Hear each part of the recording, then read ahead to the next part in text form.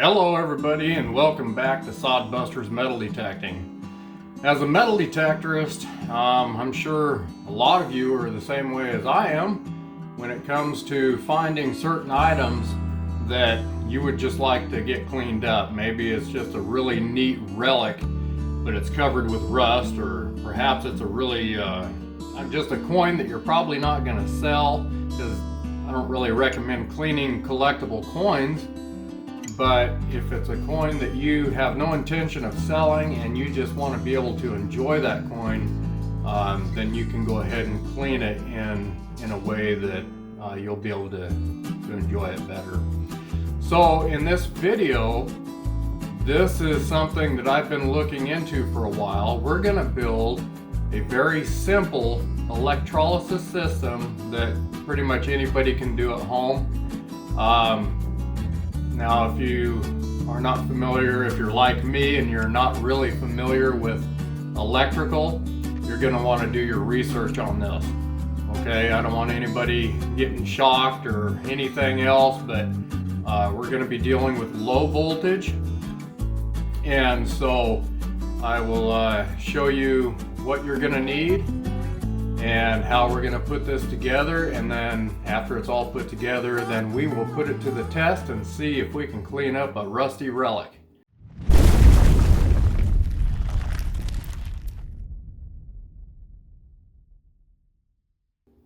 Alright, so what we're going to need here, our main ingredient for this project, is going to be a charging adapter here. Now this one here I just had laying around the house. This was a charging cord for a walkie-talkie set. Okay, so this is just a little 12-volt single prong thing, but it has two wires that come together here. So we're going to need a low voltage 12-volt system, charging system like this. You're also going to need two Gator Clips, okay? These here I just picked up at Harbor Freight, and these have these little covers on them, so later on we will be pulling these. These covers come off, so we will slide those into position after it's all hooked up and ready to go. Alright, so you're going to need two Gator Clips, a black one and a red one for hot and ground. And then you'll just need either a pair of electrical pliers, or you could make do with a pocket knife, a pair of needle nose pliers.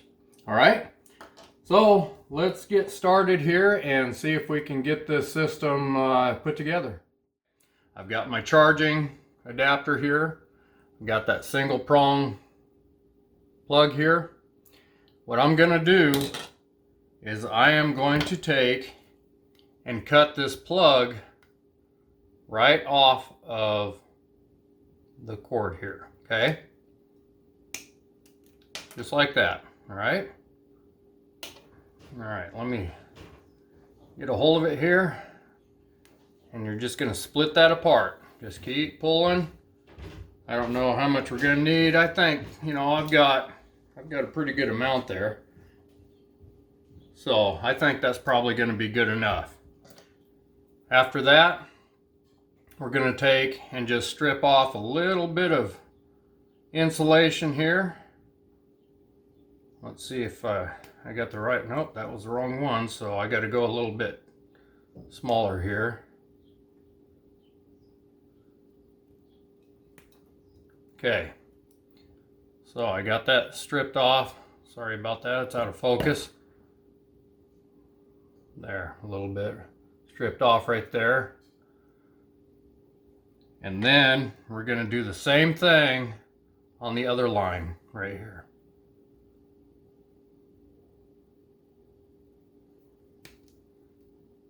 There we go.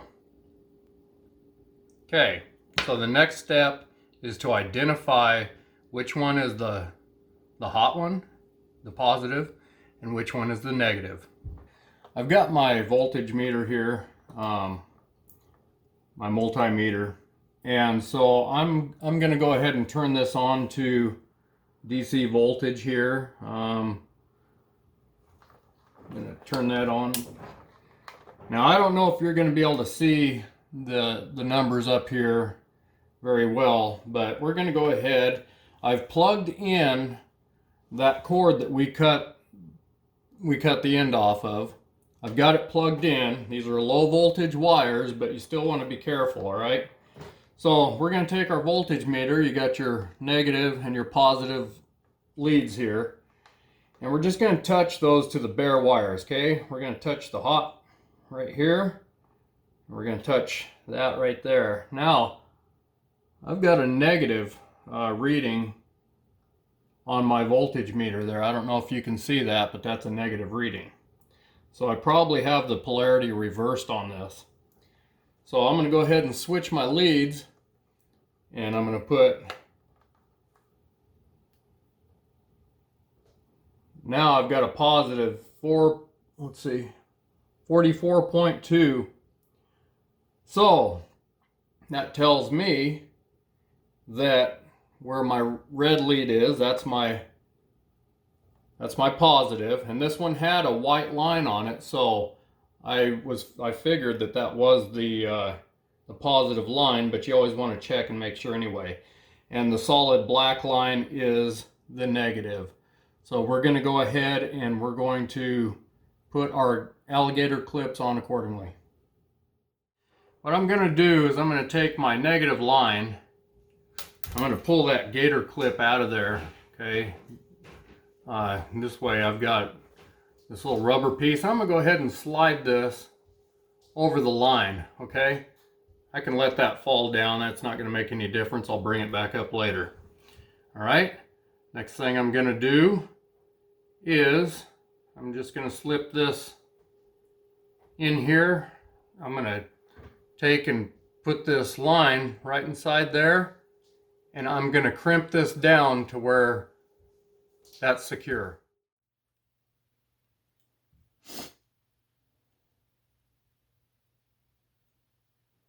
Okay. Stay in there and let me clamp you in.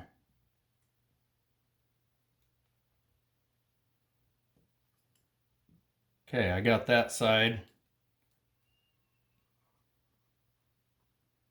And I got that side. I'm going to go ahead and close this up a little better.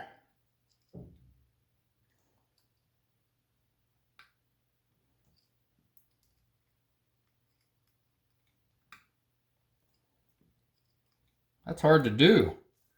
All right. So now I've got it, and that's secure. May not be the prettiest thing in the world, but it's secure. Now I can take my negative deal here and slide it up over here to protect that. Okay. Anyway, so there we go. I have a gator clip.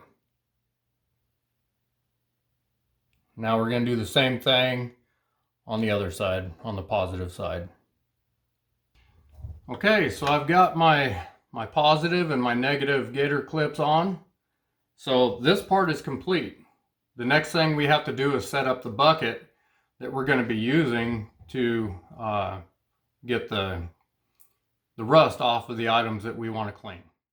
All right, you guys, I did something a little bit, well, yeah, you could say different. I took the gator clip prongs and I flattened them out with a pair of pliers because I really don't want to take a chance. If I'm going to clean up a coin, I don't want to take a chance of those teeth on the gator clip scratching the coin. So I went ahead and I flattened that out with pliers. Now I'm going to take this, just a piece of, what is this, 150 grit, and I'm just going to put this on here, like that.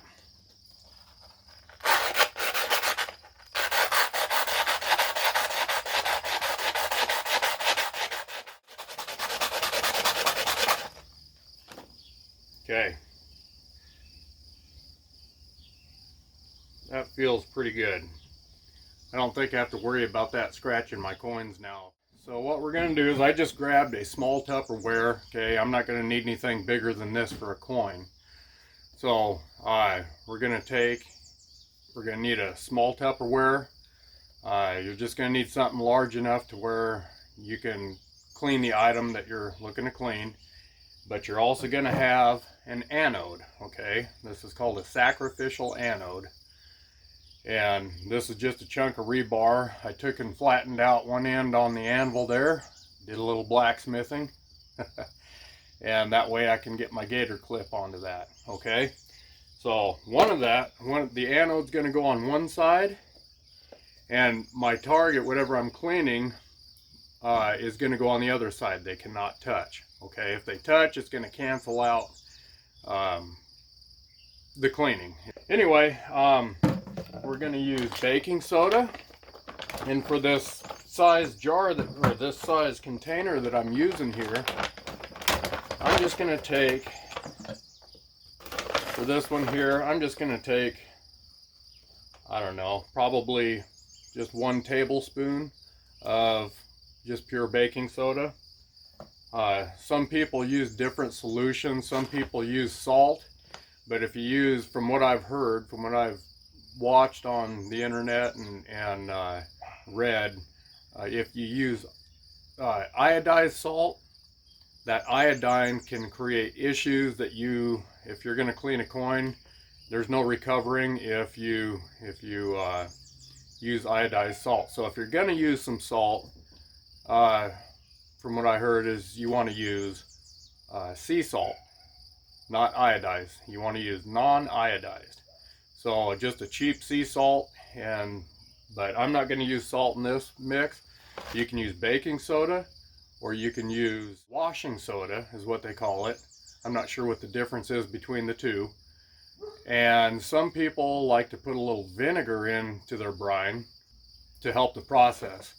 Now, I used to be a full-time trapper, and vinegar was something that I used to use on steel. That was steel traps. When they were real rusty, I could take and put those traps into vinegar, and the vinegar will eat that rust right off. But the problem is with vinegar is as soon as you rinse it off and everything, it begins to rust again immediately. So I don't want to use vinegar on any of my items because I know what that does. So we're just going to use baking soda for our brine. And then I'll show you how we hook this up to start the cleaning. Okay, so I've got the baking soda, just a teaspoon of baking soda in here. Now I'm going to go ahead, I'm going to use warm water. I'm going to just take and put some warm water in there. That should be good enough. Okay, and now I'm going to stir this. I want to dissolve that baking soda into the water here. That's basically why I use the warm water, is just to help it dissolve. Okay, make sure there's no clumps or anything. That's going to be our brine. From what I understand is the baking soda, the salt, whatever you're going to use, is to help the water become more conductive for this process. All right, so now you want to make sure that the deal we just made is unplugged. Okay, we're going to put the anode on one side over here. Okay, that's going to be where we hook up the positive lead. Okay, the positive lead gets hooked to the anode. Okay, just like that. So now I'm going to take this, make sure that you flatten out those prongs so you don't scratch your coin, okay?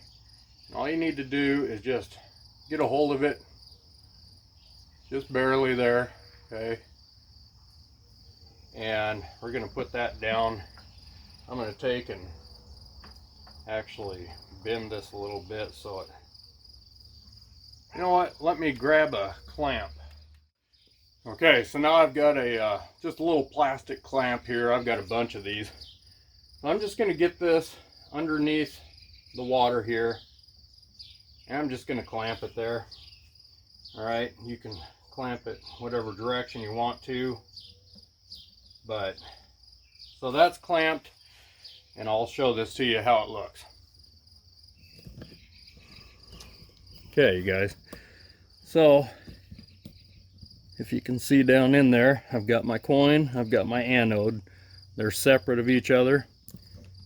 And so we're going to go ahead and get this plugged in and take a look at the action. I need a cameraman. Let me get this plugged in. Oh, okay, see that anode, so it'd be good to secure that anode if you, with maybe a zip tie or something like that.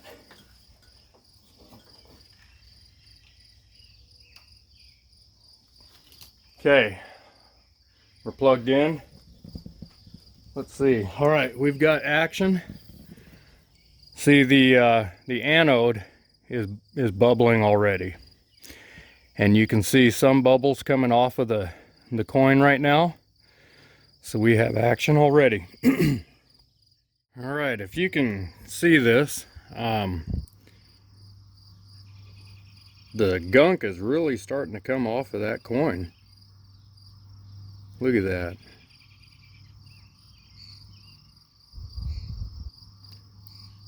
Look at all that stuff, and it's floating to the bottom.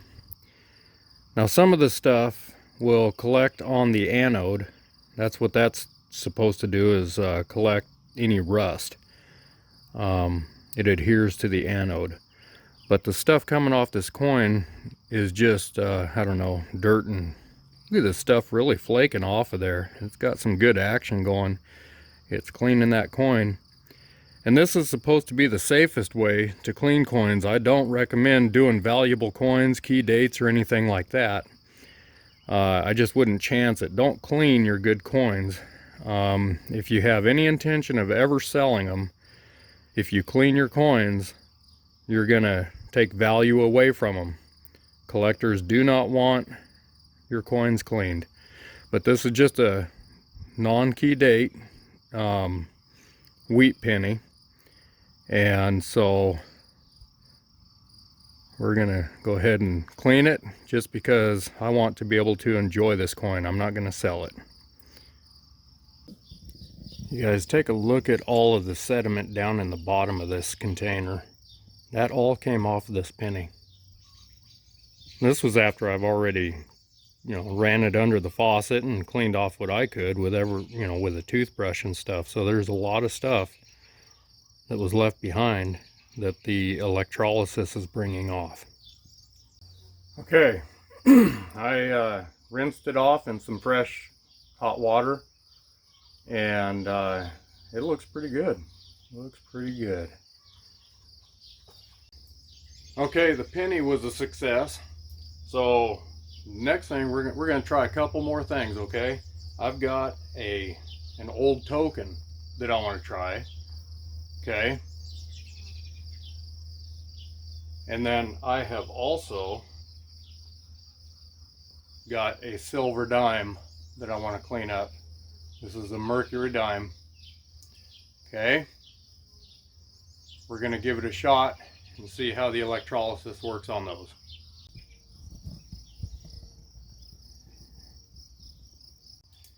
Okay, I'm going to unplug this. It's been running for a few minutes, so it doesn't take long.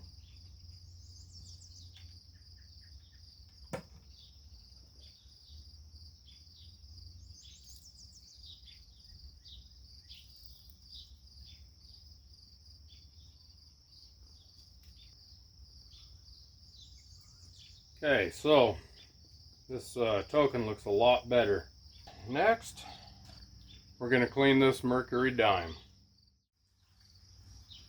Okay, it's been about 2 to 3 minutes here, so I'm going to unplug it.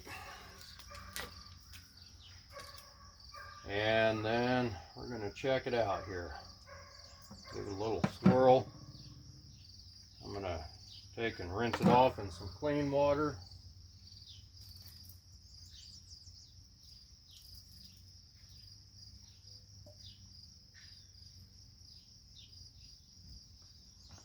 Oh yeah, I see a difference for sure. All right, you guys, I would say that is a pretty successful ordeal right there. I'm happy with it. So now I can clean up coins that you know, that I wasn't able to enjoy before, and I can enjoy them now. So I will say, like this adapter here, or this plug that I used, this was to charge walkie-talkies, Cobra walkie-talkies. This has a 12-volt output, and I did notice, this is something you're going to want to keep an eye on, is that this gets a little bit warm. It's not super hot, but it's warm. So keep an eye on it. Make sure. I have read that some people do not run their small units like this for more than an hour. But keep an eye on it, check it, make sure you know what your unit is doing, and just be safe. All right, you guys? This is a pretty safe method of cleaning. Again, this is what I've read, but I'm no electrician, so just know what you're doing and keep an eye on things, pay close attention, and I think you'll enjoy this very simple way of cleaning your coins. I want to thank you guys for joining me again. I'm Larry Rivera with Sod Busters Metal Detecting, and we'll see you on the next video.